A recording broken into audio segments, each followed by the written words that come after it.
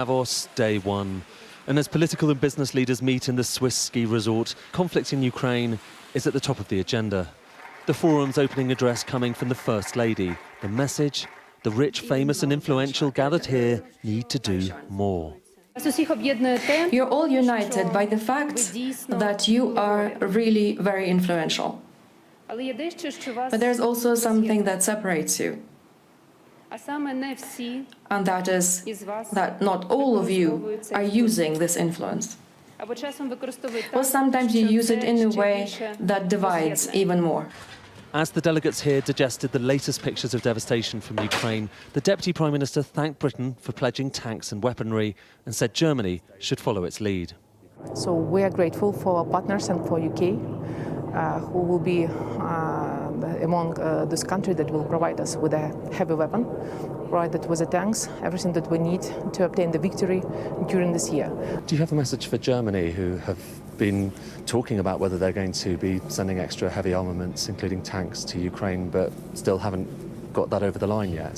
I hope that they will make a right decision and they provide us with the tanks, with the heavy... Are you frustrated that it's taking so long? Yes, as I told you, so we hope that they will make this decision, they will follow your example.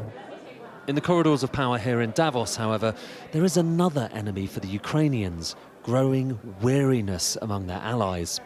Talk to the delegates here, and you get almost a sense of relief. Davos is back. There are people.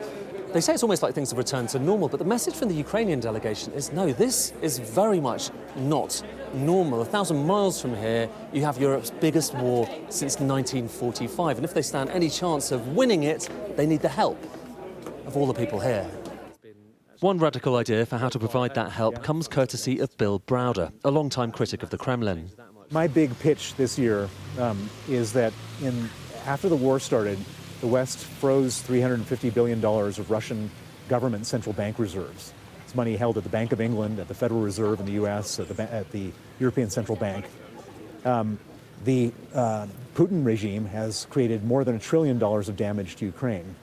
And so it seems entirely moral and logical that that $350 billion that's been frozen should be seized and should be used for the defense and reconstruction of Ukraine. It's a nice idea. The problem is it depends on the West coming together to turn it into a reality. And the longer the war rages, the greater the temptation for Davos man to want things to get back to normal. Ed Conway, Sky News in Davos.